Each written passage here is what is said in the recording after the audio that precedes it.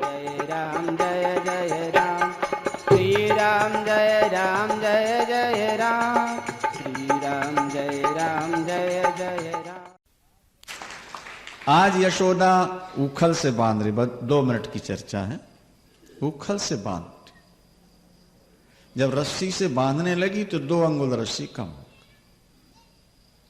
दूसरी रस्सी जोड़ के बांधने लगी, फिर 2 अंगुल, तीसरी बांधा, फिर 2 अंगुल, सारे घर की रस्सियां जोड़ दी लेकिन 2 अंगुल कम रहे। मानो भगवान कहते हैं कि मैं बंधने को तैयार तो हूं, कमी 2 ही अंगुल की है। जीव अपनी अहंता और ममता छोड़ दे तो मैं बंध जाऊं। जीव अहंता और ममता नहीं छोड़ पाता, मैं और मेरापन छोड़ नहीं पाता, इसलिए मैं बंध नहीं पाता। अंत में जूड़े की रस्सी भी उसमें जोड़ी, भगवान बंध गए। मैया घर के काम में लग गई, उखल घसीटते भगवान आंगन में गए। 2 वृक्ष खड़े थे बड़े विशाल, बीच से निकले, उखल आड़ा हुआ, झटका लगा, वृक्ष धड़ाम से गिरे। वृक्ष के अंदर से 2 देवता प्रकट हो गए। एक कुबेर के बेटे हैं और शंकर के अनुचर है। कुबेर माने खजांची, दुनिया का कोषाध्यक्ष। बड़े आदमी के बेटे प्रायः शराब पीने लगते हैं, ये बड़ी बीमारी है भैया।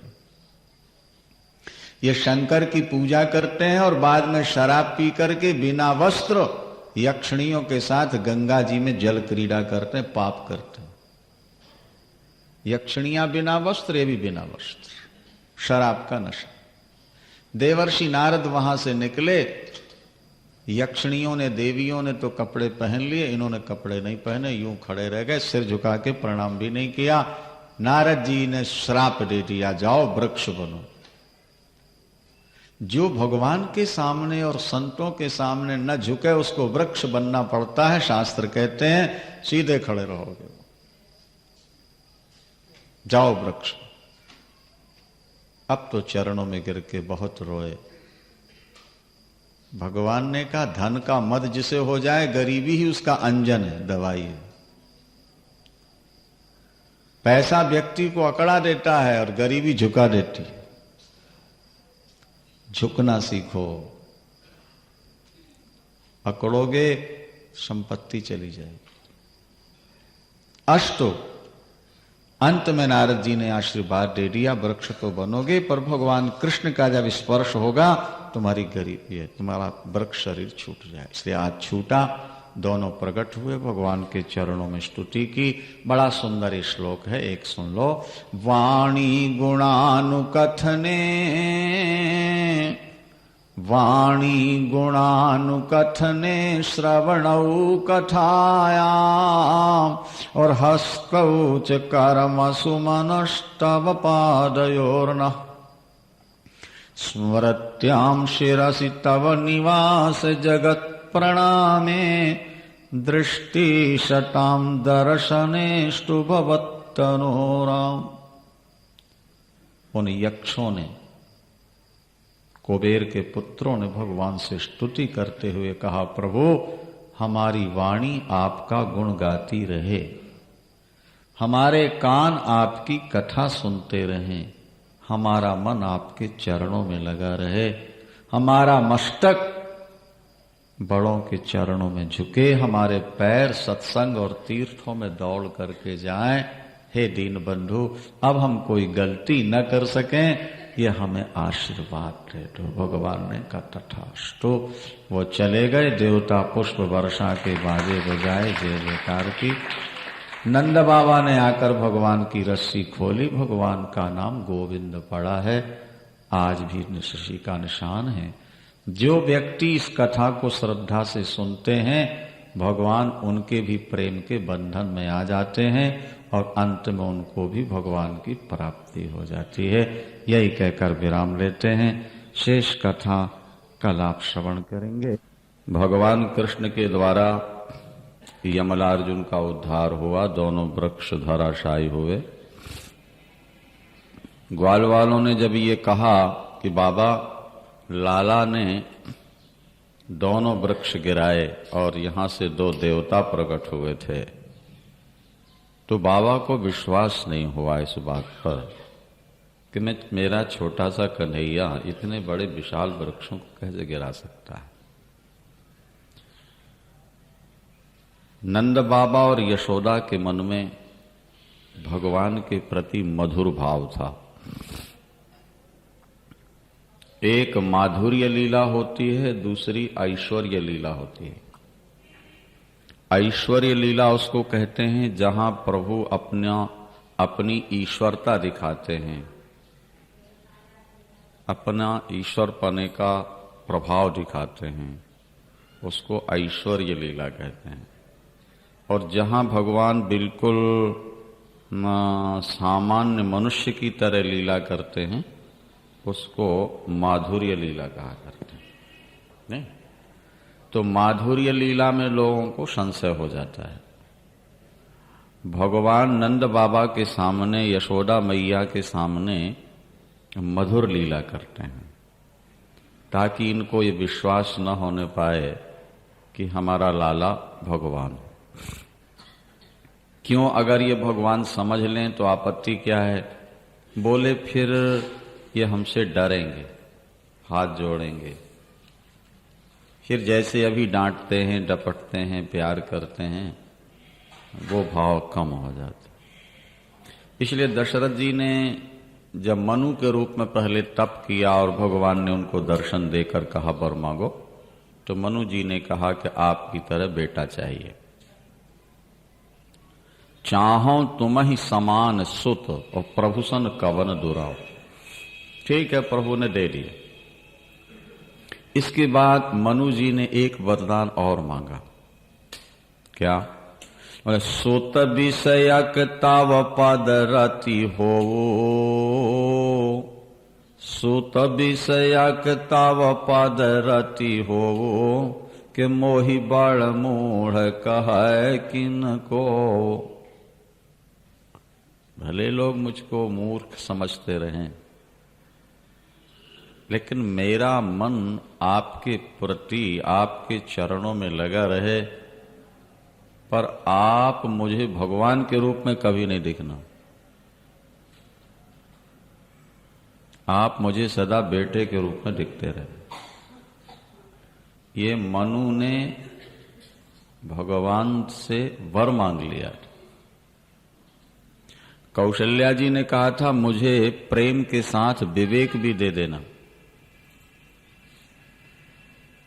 इसलिए ध्यान देंगे रामायण पढ़ करके कि कौशल्या जी के सामने तो भगवान चतुर्भुज रूप में प्रकट होते हैं, पर जब दशरथ जी आते हैं तो दो भुज हो जाते हैं, दो भुजा उनके गायब। जैसे भय प्रगट कृपाला दीन दयाला कौशल्या हितकारी, हर्षित महतारी मुनि महनारी, अद्भुत रूप विचारी, लोचन अभिरामा तनुघन श्यामा, निज आयुध भुज चारी।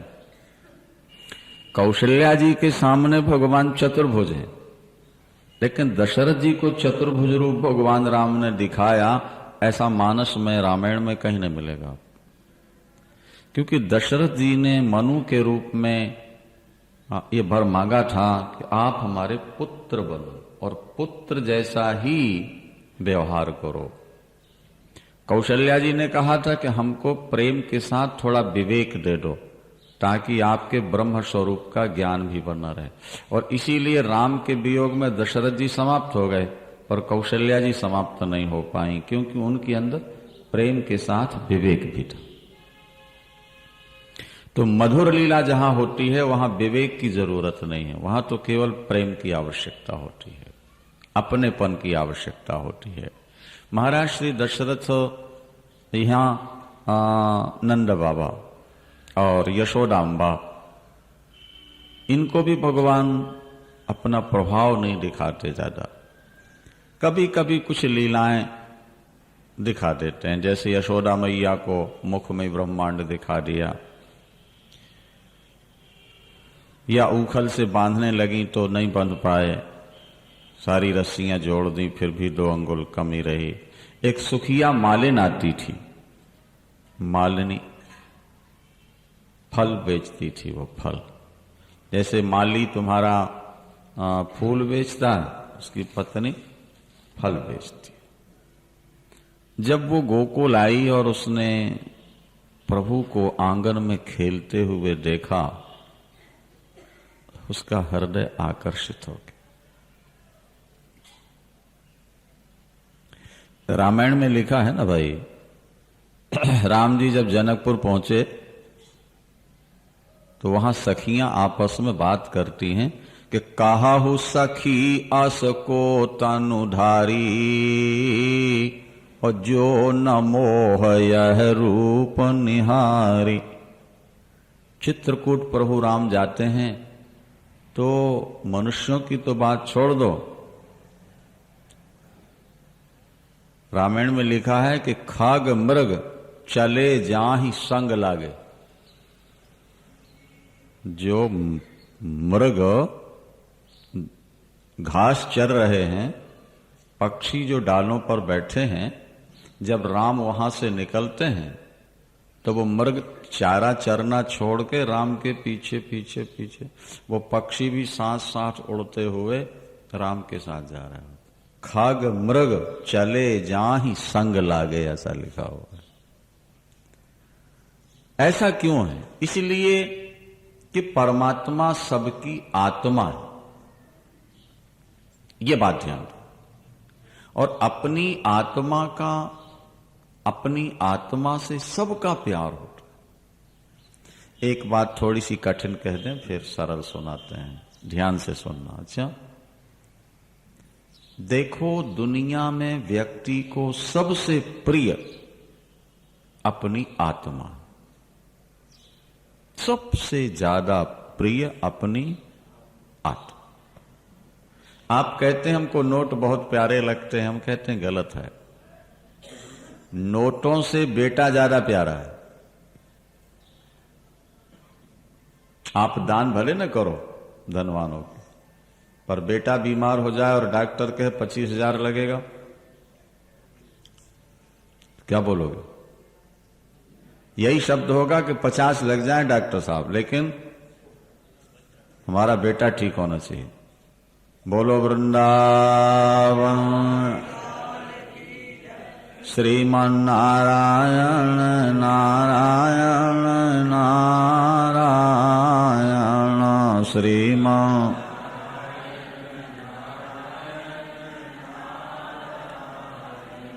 भज मन नारायण नारायण नारायण भज मन।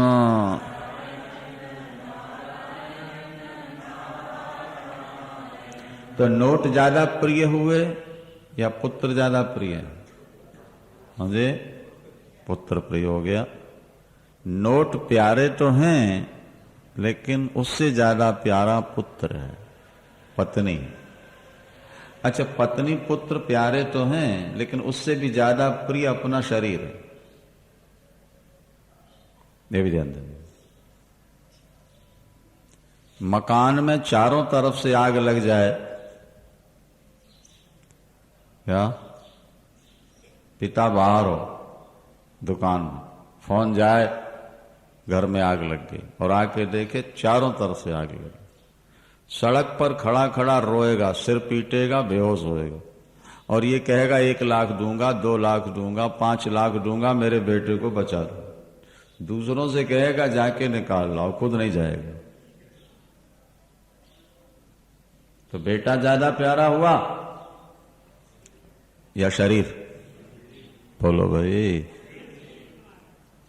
धन प्यारा है, लेकिन धन से ज्यादा पुत्र और पत्नी प्रिय है, और पुत्र और पत्नी से भी ज्यादा प्रिय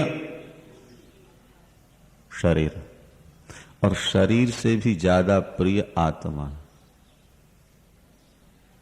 शरीर से भी ज्यादा प्रिय आत्मा। आपको अपने हाथ बहुत प्यारे हैं, पैर बहुत प्रिय हैं, लेकिन किसी के हाथ में या पैर में कैंसर हो जाए और डॉक्टर कहे कटा दो, तो बच जाओगे, नहीं कटाओगे तो मरोगे। क्या करोगे भाई? शरीर का अंग कट जाए कोई बात नहीं, लेकिन हम जीवित रहें। और जब शरीर में भयानक कष्ट आता है, दुख आते हैं, तो फिर व्यक्ति कहता है, हे परमात्मा हमारा शरीर छुड़ा दे, अब इस शरीर से हमको छुट्टी दे दे, हम मर जाएं। मतलब इस शरीर से जब अलग हो जाएंगे तो शरीर के दुखों से हमको छुट्टी मिल जाएगी। अंत में आत्मा ही सबसे ज्यादा प्रिय है।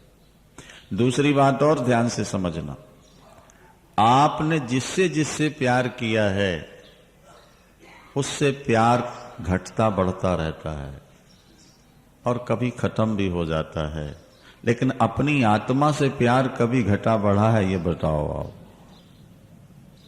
आपको बाहर के पदार्थों से वैराग्य हो जाता है, लेकिन आत्मा से कभी वैराग्य हुआ है? नहीं। इसका मतलब है कि दुनिया में सबसे ज्यादा प्रिय अपनी आत्मा। सहज प्यार होता है, अकृत्रिम नेचुरल प्यार। बाकी दुनिया से तो किसी कारण से प्यार होता है, किसी स्वार्थ को लेकर के प्यार होता है। नहीं, आप भी जब कोई मोटा ग्राहक देखते हैं कि 1,50,000 का ले जाएगा और उसमें 10-5,000 बच जाएंगे, तो आइए साहब, बैठिए साहब, चाय ले आओ भाई, पानी ले आओ, कैंफा कोला ले आओ। वो कहते हैं नहीं जी, नहीं नहीं नहीं, ये तो अब लेना ही होगा, आप तो आए। तो वो जो सत्कार हो रहा है वो किस लिए हो रहा है? प्यार है उससे, इसलिए। हाँ, मालूम है 10-5 रुपया इनके नाम से खर्च करके 10-5,000 ले लेना है, इसलिए कोई खास बात नहीं लगा दो। हर व्यक्ति स्वार्थ को लेकर ही प्यार करता है, थोड़ा देकर ज्यादा लेना चाहता है, ऊपर से वो अपना त्याग दिखाता है। नहीं जी, हम तो केवल निस्वार्थ भाव से सेवा करना चाहते हैं, लेकिन अंदर उसमें भी कुछ ना कुछ क्या स्वार्थ है। दुनिया के जितने नाते हैं सब आर्टिफिशियल हैं, ये समझ लेना। जितने नाते हैं सब के सब स्वार्थ से जुड़े हुए हैं, लेकिन आत्मा से जो नाता है, वाह, आत्मा सबसे ज्यादा प्रिय। और भागवत में लिखा है कि भगवान कृष्ण क्या है? बोले सभी प्राणियों की आत्मा है। बोलो वृंदावन।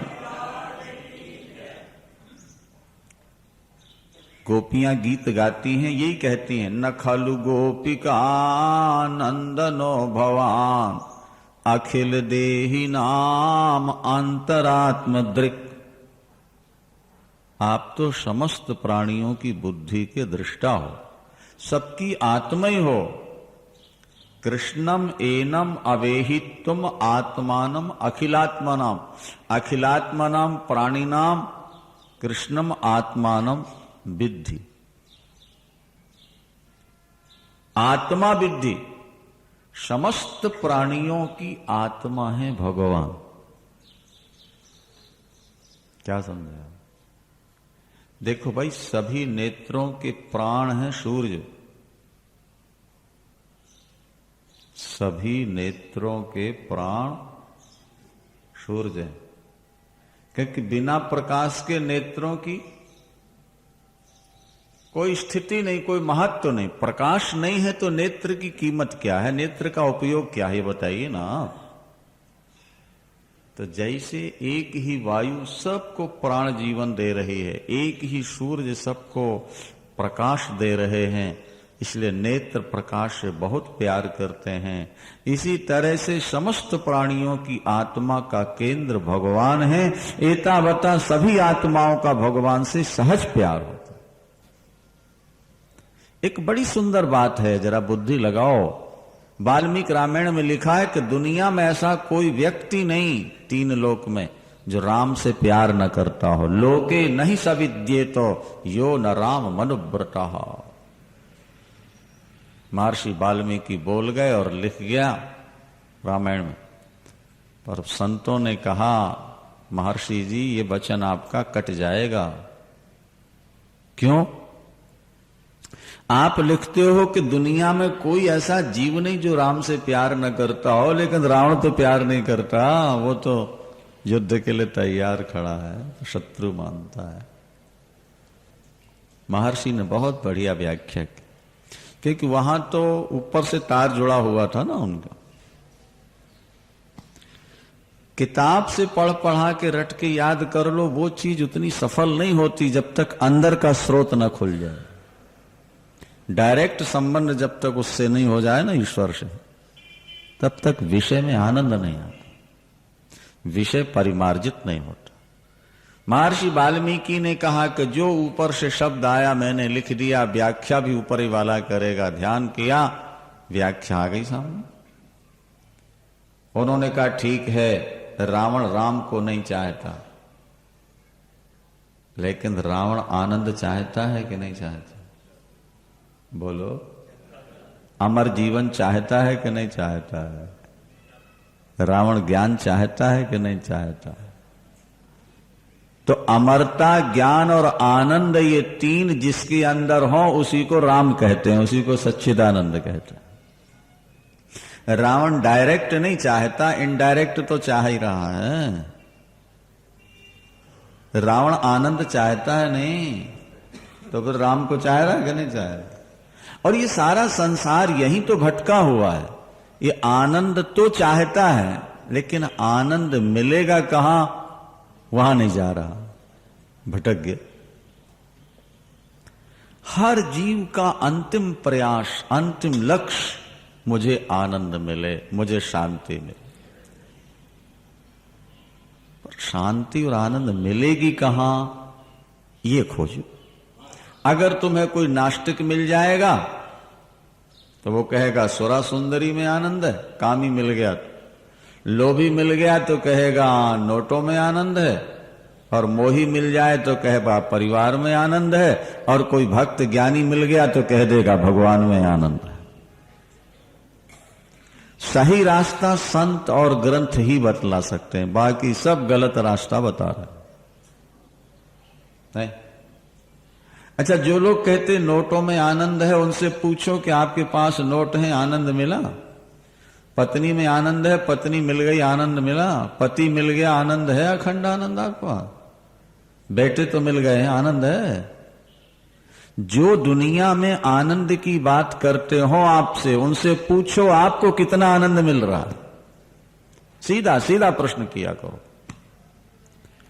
जो व्यक्ति संसार के विषयों के आनंद का वर्णन करे तुम्हारे सामने, भाई यही जिंदगी का सार है, खाओ पियो मौज उड़ाओ, उनसे पूछो कि तुम्हारा जीवन तनाव रहित है, मृत्यु के भय से तुम मुक्त हो, बुढ़ापे का भय नहीं है तुमको, तुम्हारी हर इच्छा पूर्ण हो रही है, उसी समय सिर हिला देगा। दुनिया में अखंड आनंद मिल ही नहीं सकता। देखो, वेद का एक मंत्र आपको सुनाते हैं, बोलो वृंदावन। नित्यो नित्यानाम, नित्यो नित्यानाम, चेतनश् चेतनानाम, एको बहुनाम यो विदधाति कामान, तमात्मष्ठम यो न पश्यन्ति धीरः, तेषां शाश्वती शांति नेतरेषां। अब इसका अर्थ समझो। नित्यो नित्यानाम, संसार में जो नित्य पदार्थ दिख रहे हैं, इनको नित्यता देने वाला जो है, हाँ, और चेतनश् चेतनानाम, संसार की समस्त चेतनाओं का, संसार की समस्त चेतनाओं को जो चेतना देने वाला है। भाई पंखा चल रहा है बाबू, अपने आप चल रहा है कि कोई चला रहा है? बोलो। तुम्हारी फैक्ट्री की मशीन अपने आप हलचल कर रही है कि कोई अंदर चला रहा है? तो तुम्हारे अंदर जो चेतना, चेतना को कोई चेतित करने वाला है कि नहीं है? बिना कारण के तो कार्य होता ही नहीं। पानी के बिना बर्फ होता ही नहीं। आपके नल में पानी आ रहा है, अगर आप बुद्धिमान हो तो विचार करोगे पानी आ कहां से रहा है, और खोजोगे तो पता लगेगा वाटर हाउस से आ रहा है। क्या नलाई से पानी तो नहीं आ रहा, पानी तो वाटर हाउस से आता है। आपके यहां बिजली जल रही है, पंखे चल रहे हैं, माइक चल रहा है, आप बुद्धिमान हो तो खोजो ये कहां से आ रहा है, पता लगेगा पावर हाउस से। पावर हाउस से पावर आपके घर आया है, वाटर हाउस से पानी आपके घर आया है, और बाहर से हवा आपके अंदर आ रही है। तो इसमें जो आत्मा है ये भी तो कहीं से आई होगी। बोलो वृंदावन, बोलो। जब इसके अंदर हवा भी बाहर से आ रही है, पानी भी बाहर से आ रहा है, और गर्मी भी बाहर से आ रही है, तो इसमें जो चेतना है आत्मा, वो भी तो कहीं से आई होगी। खोजो। नल के सहारे जब आपने पानी को खोजा तो वाटर हाउस मिल गया, और तार के सहारे जब आपने पावर को खोजा तो आपको पावर हाउस मिल गया। तो इसी तरह चेतना के सहारे शास्त्र के सिद्धांत से चलोगे तो तुम चेतनाओं का केंद्र बिंदु परमात्मा को भी पालोगे। वेद भगवान कहते हैं नित्यो नित्यानाम, जो सबको नित्यता जीवन दे रहा है। चेतनश चेतना नाम, जो समग्र चेतनाओं का केंद्र बिंदु है। एको बहुनाम यो विदधाति कामान, जो एक होता हुआ सबकी कामनाओं को पूर्ण कर रहा है। भाई हवा तो एक ही है ना, कि अनेक हैं, ये बताओ।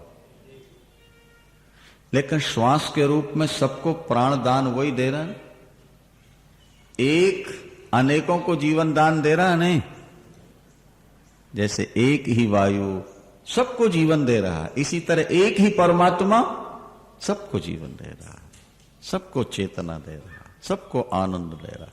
जैसे एक ही सूर्य अरबों खरबों आंखों को देखने की शक्ति दे रहा है। नित्यो नित्यानाम चेतनश चेतनानाम एको बहुनाम यो विदधाति कामान तमात्मष्ठम तम परमात्मानम आत्मष्ठम, वो परमात्मा तेरे अंदर है नहीं। तमात्मष्ठम योनु पश्यन्ति धीराः, जो व्यक्ति उस परमात्मा को देख लेता है, उसको जान लेता है, उसको पा लेता है, तेषाम शाश्वती शांति। शब्दों पर ध्यान दो, वेद भगवान के। वेद किसी व्यक्ति के द्वारा लिखी गई किताब नहीं है, वेद तो ईश्वर के शब्द है। उसमें लिखा तेषाम शाश्वती शांति, उन प्राणियों को अखंड शांति मिलती है। नेतरे शाम, दूसरों को वो शांति कभी मिल ही नहीं सकती। जिसने उसको जान लिया, जो समस्त नित्यों का नित्य है, समस्त चेतनाओं का केंद्र बिंदु है, एक होता हुआ सबकी कामनाओं को पूर्ण करता है, उसे जो अपने अंदर देख लेता है वो दुनिया में सबसे बड़ा धीर वीर गंभीर है। उसी को अखंड शांति मिलेगी, दूसरे को मिले नहीं सकती। एक दूसरा वेद का वचन सुनो, उपनिषद का, श्वेताश्वतरोपनिषद में लिखा, यदा चर्म वदाकाशम वेष्टयिष्यन्ति मानवः तदा देवम अविज्ञाय दुख शांतो भविष्यति। यदि आप चाहते हो कि हमारे जीवन में कभी दुख ना आए, हमारा जीवन सदा सुख से परिपूर्ण रहे, तो तुम परमात्मा को जैसे तैसे जान लो, समझ लो। अगर नहीं समझ पाए तुम ईश्वर को, भजन नहीं कर पाए तुम ईश्वर का, और अपने दुख मिटाने की कोशिश करोगे, तो वेद भगवान कहते हैं इस आकाश को चमड़े की तरह लपेट के जब तुम बगल में दबा लोगे, तब हो सकता है ईश्वर को जाने बिना तुम्हारे दुखों का अंत हो जाए।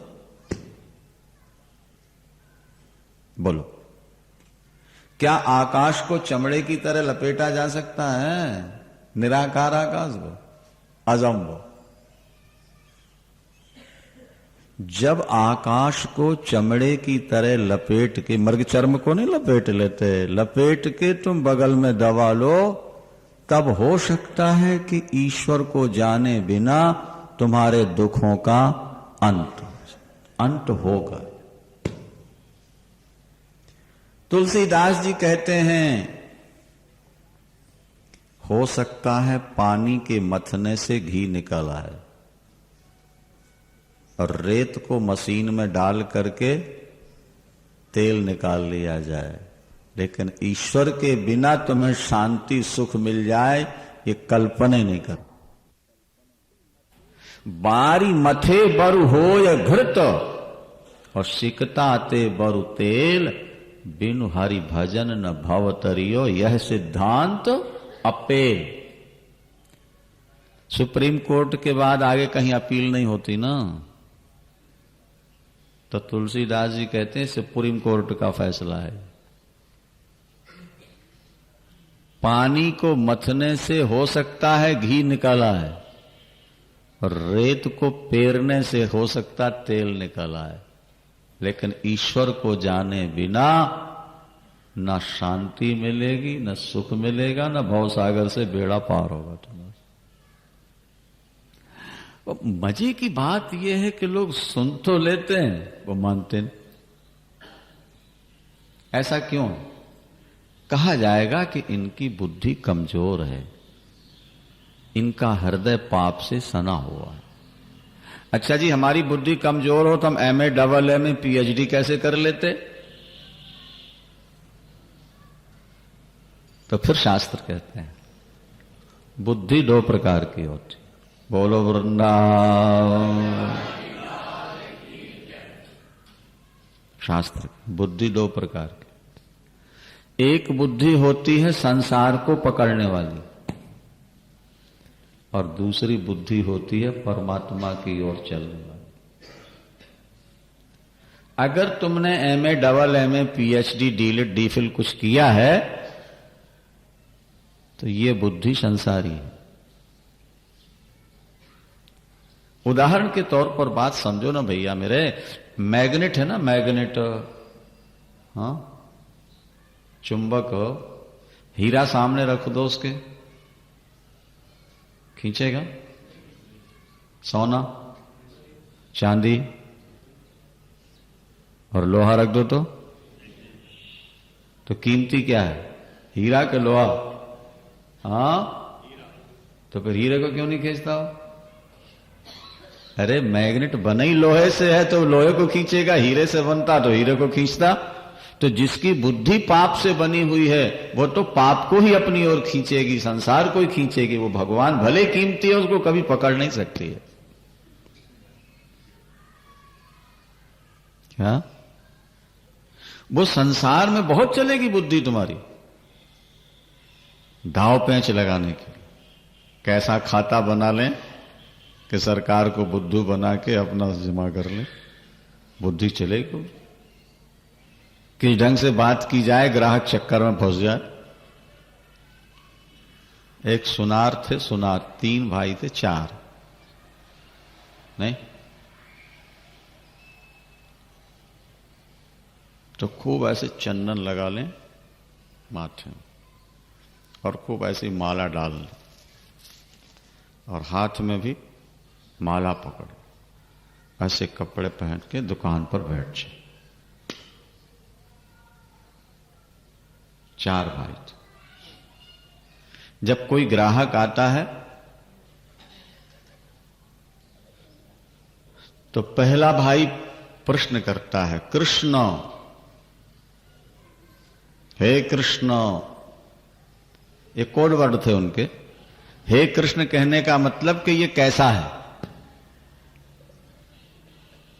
बुद्धू है या चतुर चालाक है। हे कृष्ण, कृष्ण माने ये कैसा है। तो दूसरा फिर उसकी बारीकी से परीक्षा करता है। और अगर समझ ले कि बुद्धू ने, तो वो कहता था हे गोपाल, माने बैल है बिल्कुल। बोलो वृंदावन।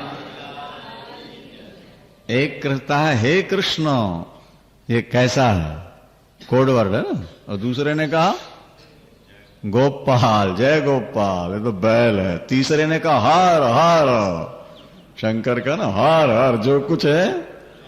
तो चौथा उसका जेब खाली करा लेता। बोलो वृंदावन। अब ऊपर का वेश तो महात्माओं जैसा, भक्तों जैसा है, लेकिन अंदर क्या? दुनिया के कामों में अगर तुम्हारी बुद्धि बहुत लग रही है और तुम 4 पैसा यहां वहां का झूठ झल कपट से, होशियारी से कमा लेते हो, तो ये बुद्धि बहुत चमत्कारिणी नहीं है तुम्हारी। ये तो केवल पेट भरने की कला है। कीड़ी भी ढूंढ लेती है चीनी कहां पड़ी है, गुड़ कहां पड़ा है। हमें तुम्हें पता नहीं लगेगा, और कीड़ी को फट से पता लग जाता चीनी कहां रखी है घर में। क्यों भाई, शहद की बिंदु कहां पड़ी। तुम्हारी नाक में वो शक्ति नहीं। जो आपको आश्चर्य होगा, ये जो गीध ऊपर उड़ते हैं ना, ये 80 मील तक देख लेते हैं कहां मांस पड़ा हुआ है। 80 माइल तक आपको पता लगेगा। तो पेट भरने की कलाएं, विद्याएं तो जानवरों में बढ़िया है मनुष्यों से। बै नाम का पक्षी घोंसला बनाता है डाल में लटकता हुआ, देखो तो कितनी कारीगरी है। ये देवियां भी नहीं बना सकती हैं। तो पेट भरने की विद्या, अगर इसमें तुम चतुर हो, तो उसमें तो जानवर भी बहुत चतुर है। इसलिए मनु जी ने साफ घोषणा कर दी, सा विद्या या विमुक्तये। सा विद्या या विमुक्तये। विद्या वही विद्या है जो ईश्वर से मिलाने वाली, जो तुम्हारे मुक्ति का कारण बनती। बाकी जो विद्या है, बोले वो तो पेट भरने की एक कला है, पैसा कमाने की एक कला है। उससे शांति नहीं मिलेगी। पैसा मिल जाएगा, पद मिल जाएगा, कोठी कार तुम्हें मिल जाएगी, लेकिन शांति नहीं मिलेगी बाबू। शांति तो तभी मिलेगी जब उसे जान लोगे। वृंदावन।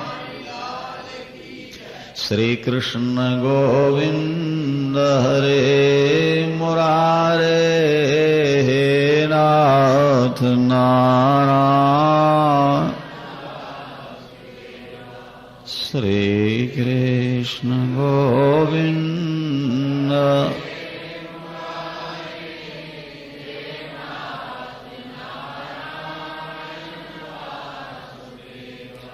हे नाथ नारायण वासुदेवा, हे नाथ नारायण, हे नाथ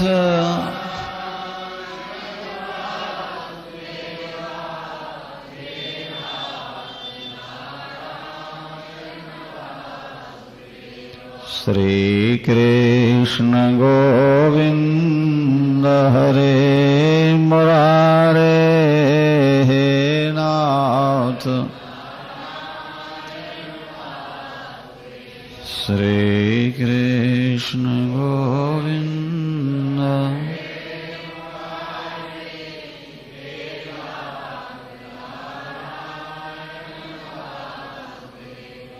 श्री बांके बिहारी।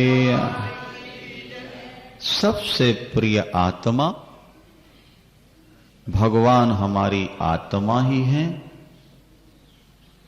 जैसे नेत्र सहज प्यार करते हैं प्रकाश से, इसी तरह से आपकी आत्मा का भी सहज प्यार होना चाहिए परमात्मा से। बात चल रही थी, सुखिया मालिन फल बेचने आई है और ठाकुर आंगन में खेल रहे हैं, बड़े सुंदर लगते हैं। मालिन को ऐसा लगा कि अगर मेरे हाथ से ये फल ले लेते तो मेरा जीवन सफल होगा। नहीं? दरवाजे पर खड़ी होकर आवाज लगाती है, ले लो फल। ठाकुर जी खेलने में मस्त हैं, राम और श्याम दोनों, मानो सुना ही नहीं। बेचारी 2 4 6 बार ले लो फल बोलती है, आगे बढ़ जाती।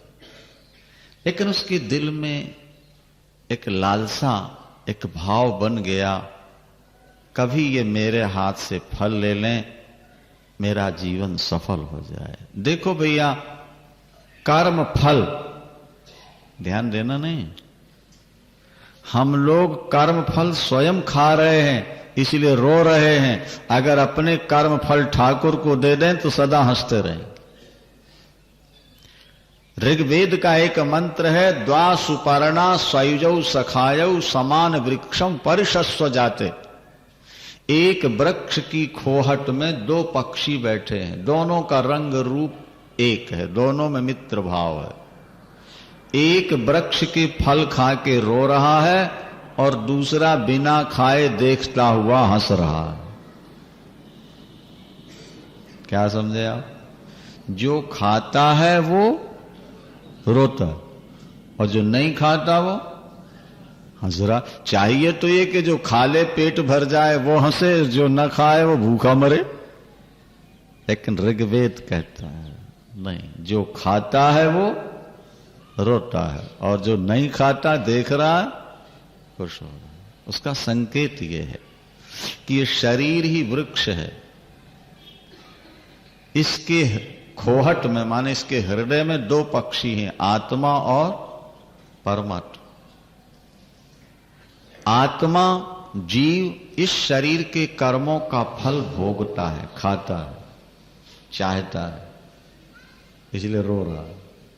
और परमात्मा केवल देख रहा है, खाता नहीं, इसलिए हंस रहा है। फल जब तुम स्वयं खाओगे रोगे, और फल भगवान को दे दोगे तो सुखी रहोगे। एक दिन सुखिया मालिन बहुत व्याकुल होके जब रोती है, हाँ, और आके आवाज लगाई तो ठाकुर ने देखा, इशारा किया, मैं आ रहा हूं। थोड़ा सा अनाज हाथ में लेके चले, दौड़े, अनाज हाथ हिला, अनाज गिर गया, खाली हाथ रह गया। खाली हाथ उसकी टोकरी में ठाकुर ने रख दिया, हीरा मोतियों से टोकरी भर गई। उसने फल भगवान के चरणों में समर्पित कर दिया। देवता पुष्प वर्षा के बाजे बजाए और जय जयकार कर। जिस दिन आप अपने जीवन के कर्म फल भगवान को दे दोगे, उस दिन आपकी झोली हीरा मोतियों से भर जाएगी। रविंद्रनाथ टैगोर गीतांजलि में एक पुस्तक है, बड़ी अच्छी लिखी। वो एक भाव लिखते हैं, आप भी सुनो। मैं भिक्षा मांगने चला, कई घर मैंने भिक्षा मांगी, मुझे कुछ भुट्टे के दाने मिले। ज्वार भुट्टा नहीं, भुट्टा जो खाते हैं भून करके, है ना, छल्ली बोलते, वो दाने मिल गए। उसको ज्वार भुट्टा बोलते हैं हिंदी में। अपनी झोली में वो दाने संभाल कर मैं चल रहा था कि सामने से एक और भिखारी आ गया और उसने मेरे पास आते ही मैं अपना हाथ बढ़ाया, मुझे दे दे। मुझे बड़ा संकोच लगा, मैं स्वयं दूसरों से मांग रहा हूं और ये मुझसे मांग रहा। इतनी कठिनाई से मैंने मांगा है, कैसे दे दूं? लेकिन जब उसका हाथ पीछे नहीं हटा तो 2 दाने या 4 दाने उठाकर मैंने उसके हाथ पर रख दिए।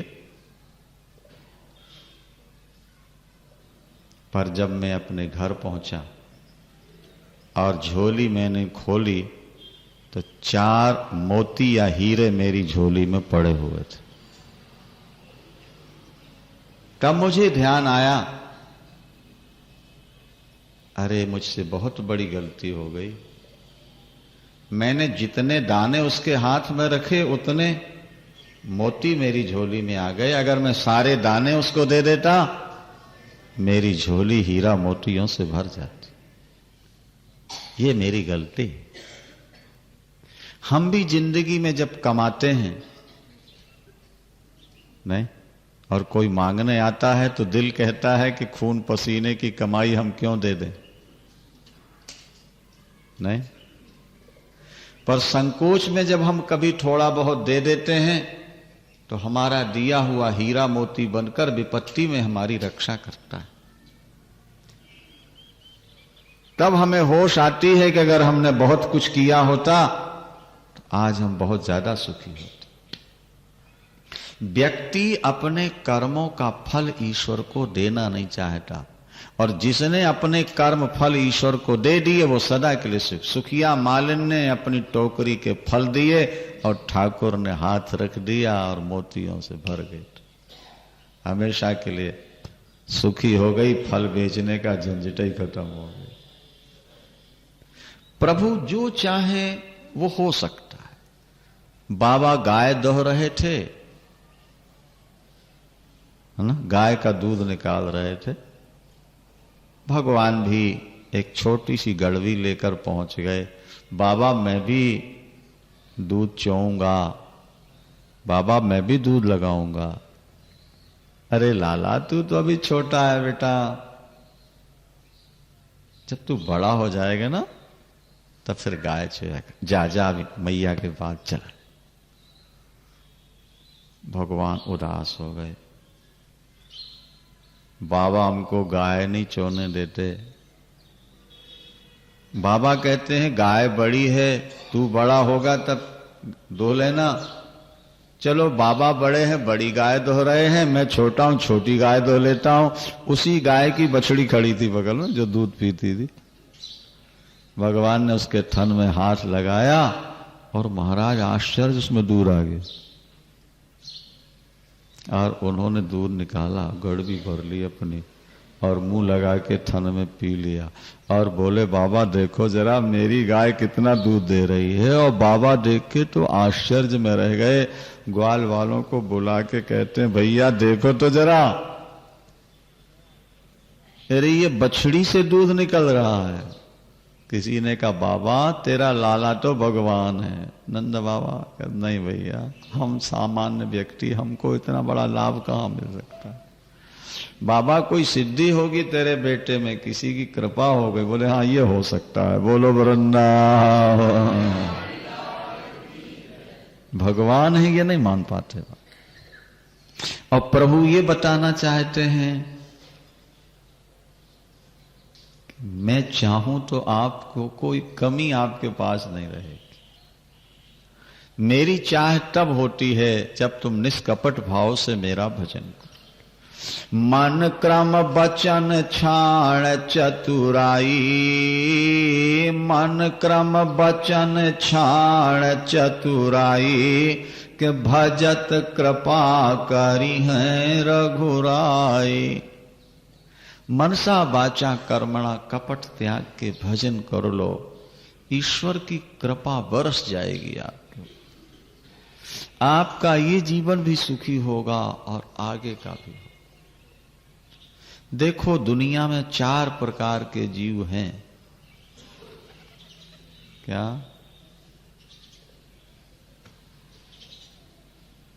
A1 कौन है? फर्स्ट क्लास,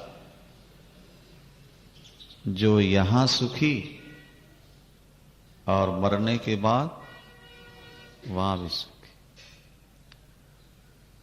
और सेकंड क्लास कौन है?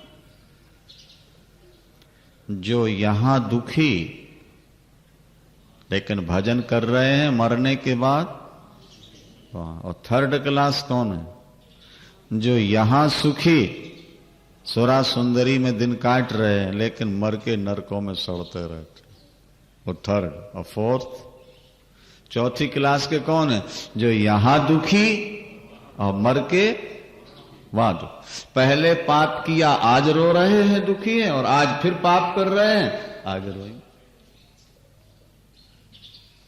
तो भगवान से प्रार्थना करो, भैया भजन करो यार, ये 1 क्लास में रहो ना, जब तक यहां रहो खूब आराम से रहो, और जब मरो तो सीधे बैकुंठ चले जाओ, कोई रोकने वाला ना हो तुमको। भजन करो, भजन करने वाले के लिए भोग और मोक्ष दोनों सुलभ होते हैं। क्या?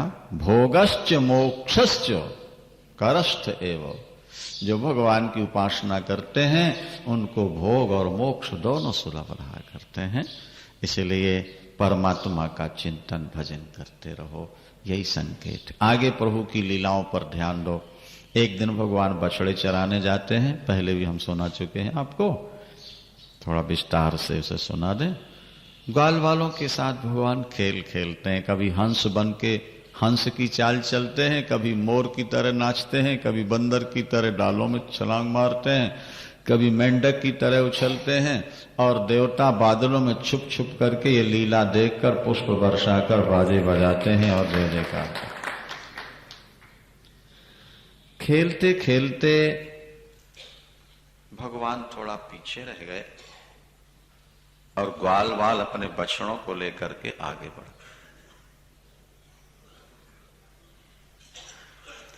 जब कभी ग्वाल वालों ने भगवान को पीछे छोड़ा है तभी उनके जीवन में संकट आया है। यह ध्यान रखना। अर्जुन ने महाभारत युद्ध किया, लेकिन अर्जुन के आगे थे भगवान और दुर्योधन के आगे था अभिमान। नहीं समझा? दुर्योधन ने भगवान को पीछे धकेल दिया है, उसने अभिमान को आगे बैठाला है, जबकि अर्जुन ने अभिमान को पीछे धकेल दिया है और भगवान को आगे बैठा लिया। विजय किसकी हुई? जिसके आगे भगवान। ग्वाल वाल जब कभी भगवान को पीछे छोड़ते हैं संकट में फंस जाते हैं। ये 2 लीलाएं अभी आप सुनिए, दोनों में भगवान को पीछे छोड़ दिया ग्वाल वालों। खेलते खेलते खेलते भगवान तो जरा पीछे रह गए और ये बछड़ों को लेकर के आगे बढ़ गए। अगर ठाकुर का इंतजार कर लेते, ठाकुर को आगे कर लेते तो संकट में नहीं फंसते। आगे एक सर्प बैठा हुआ है, जैसे सुरसा थी ना हनुमान जी के लिए, ऐसे ही विशाल काय सर्प।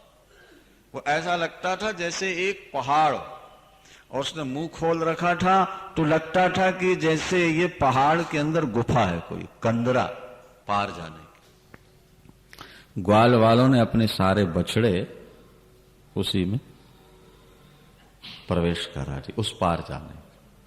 अच्छा, आपस में चर्चा ये करते हैं कि यार देखो ये गुफा बिल्कुल सर्प की तरह दिख रही है, और कहीं सर्प हुआ तो किसी ग्वाल ने कहा यार अगर सर्प हुआ भी तो हमारा क्या बिगाड़ेगा, हमारा रक्षक तो कन्हैया हमारे साथ है। बोलो वृंदावन।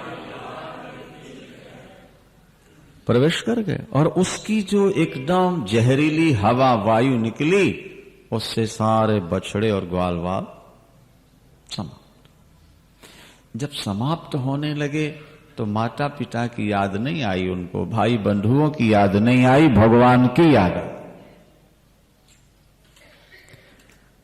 जिससे ज्यादा प्यार होगा संकट में उसी की याद आती। ये याद रखना। कैकेयी का राम से बहुत प्यार था। वृंदावन। कैकेयी का श्रीमन्नारायण नारायण नारायण श्रीमान।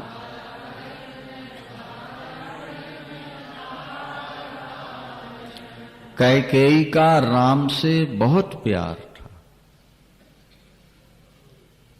जब राज्याभिषेक का समाचार सुन के मंथरा रोती हुई आई ना कैकेयी के पास,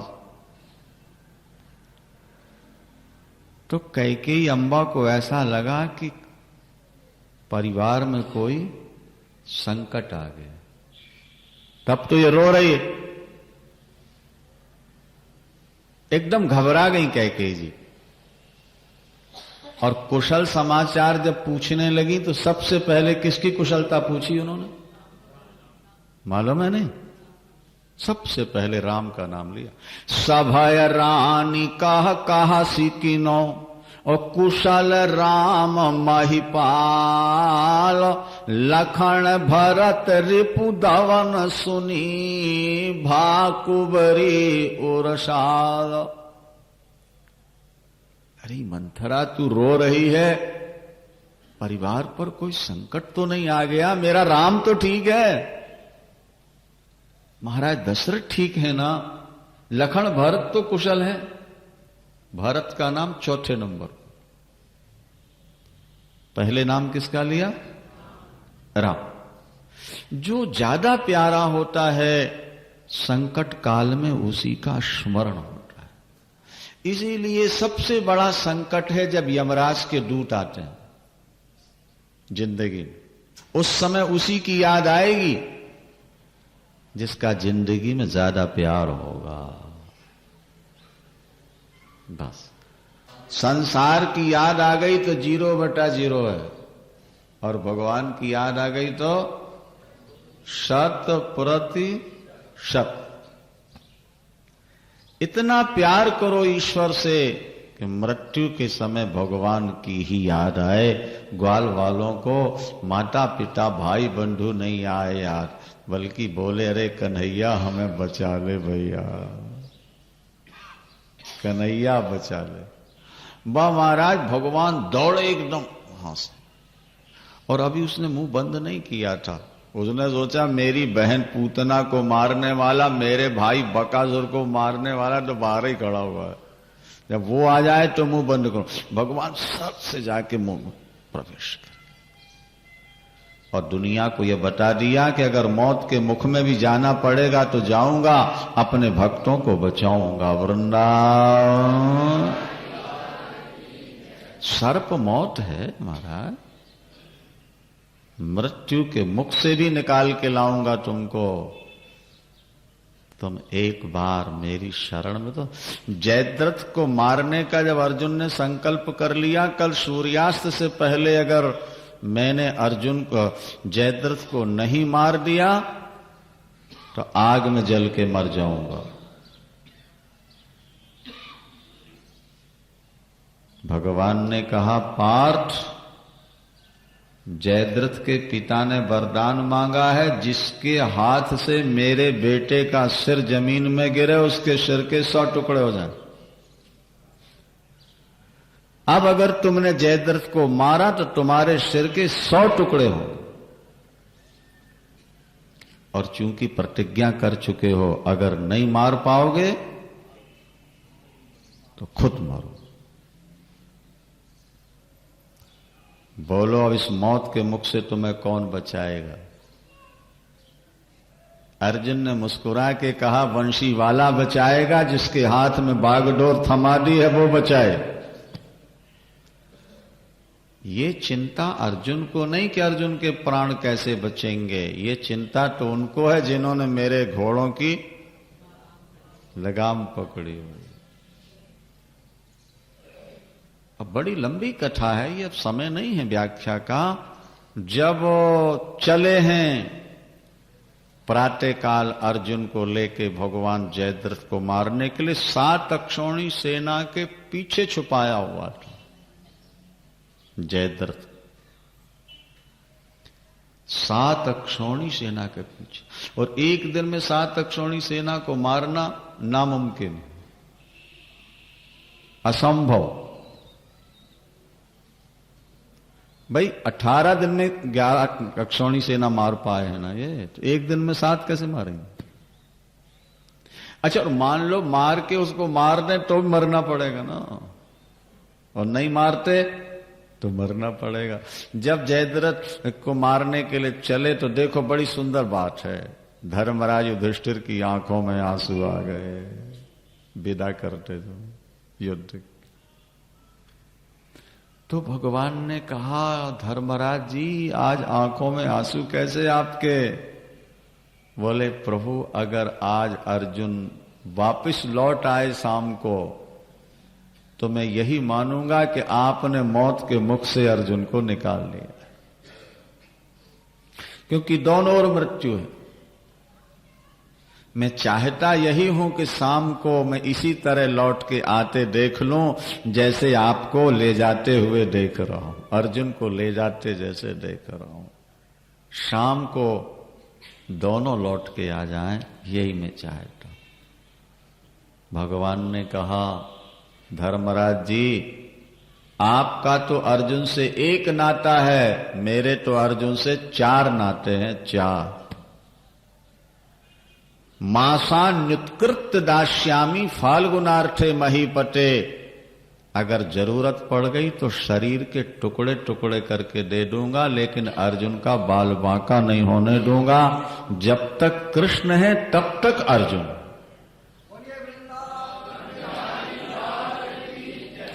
और मौत के मुंह से कैसे निकाला जरा सुनो। युद्ध करते करते सूर्यास्त होने लगा, लेकिन अभी जयद्रथ का पता ही नहीं था, अभी तो सेना ही से लड़ रहे सारा। अभी जयद्रथ तो बहुत दूर छुपा है ना भाई, और सूर्यास्त होने लगा। बस प्रभु की लीला थी, 1 मिनट में दिखा दिया सूर्यास्त। धर्म युद्ध था, सूर्यास्त होते युद्ध बंद। और महाराज कौरव पक्ष के लोग तो भंगड़ा पाने लगे, खुशी में नाचने लगे, और इस तरह मातम छा गया।